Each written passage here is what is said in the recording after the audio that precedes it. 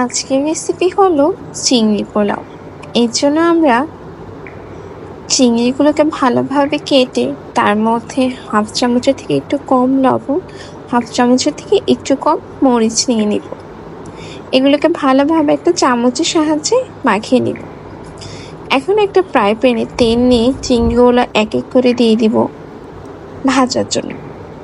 আপনারা চাইলে সাথে মুরগিও দিতে পারেন, আমি এখানে মুরগি না দিলেও চলে। মুরগিগুলোকে ভালোভাবে পাতলা করে কুচি করে নিব।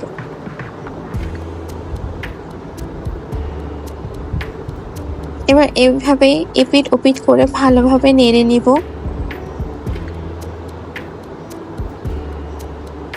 হালকা ভাজা দিব, বেশি কড়া করে ভাজা যাবে না।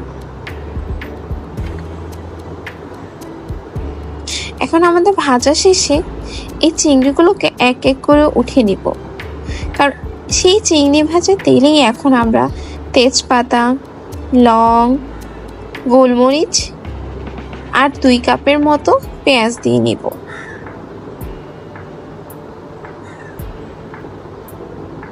পেঁয়াজগুলো দিয়ে এবার ভালোভাবে নাড়িয়ে নিব। এবার এর মধ্যে 1 চামচের মতো আদা, 1 চামচের মতো রসুন নিয়ে নিব।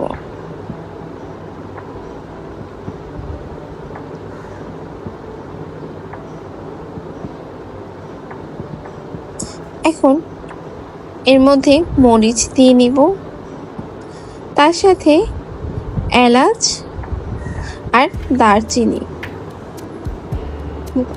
এখন 1 চামচের মতো মরিচ, 1 চামচের মতো হলুদ নিব, হাফ চামচের মতো লবণ,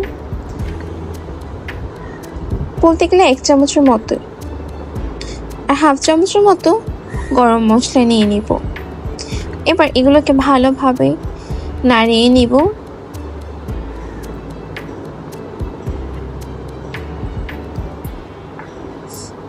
এবার এর মধ্যে হালকা একটু পানি দিয়ে নিব, সামান্য পরিমাণ, যাতে মশলাটা ভালোভাবে কষাতে পারি। পানি দিয়ে এভাবে অনবরত নাড়তে থাকবো।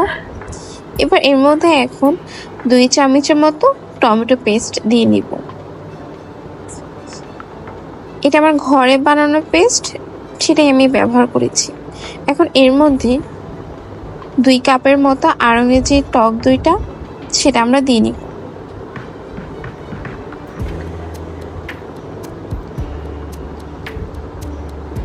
টক দই দিলে স্বাদটা আরো সুন্দরভাবে বাড়ে। এবার টক দইটা মশলাগুলোকে ভালোভাবে কষিয়ে নিব। আর এর মধ্যে সে ভেজে রাখা যে চিংড়িটা ছিল, চিংড়ি আর মুরগিটা, সেটা দিয়ে নিব।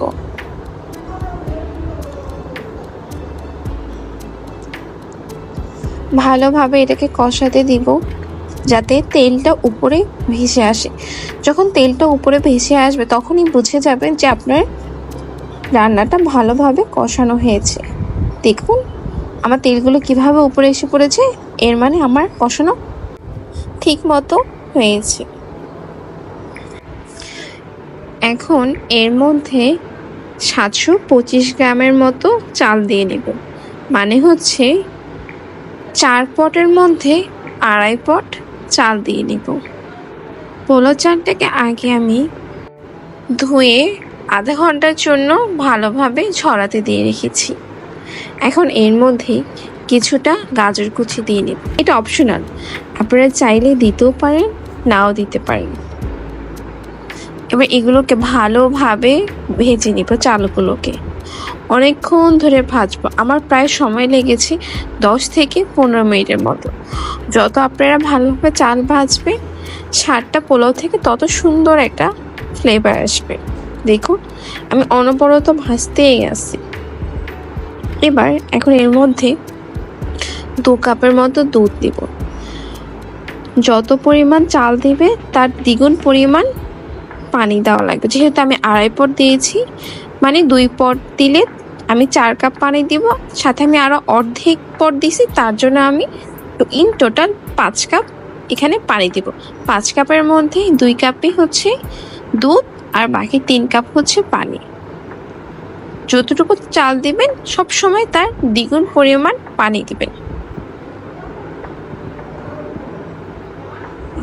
পানি দিয়ে যে আমার 5 কাপ পানি এখন হয়ে গেছে। একটু অনবরত নাড়তে থাকবো যাতে পানিটা ভালোভাবে মিশুক, দুধ আর পানি। এখন এর সাথে সামান্য পরিমাণ লবণ আর গরম মশলা দিয়ে নিব। দিয়ে এবার এটাকে সুন্দরভাবে নেড়ে ঢাকনা দিয়ে 10 মিনিটের মতো আমি এটাকে ঢেকে রাখবো। ঢাকার আগে আমরা চাইলে 3-4টা মরিচও দিয়ে দিতে পারি, এটা অপশনাল। 10 মিনিট পর আমার পানিটা টেনে আসছে, দেখুন।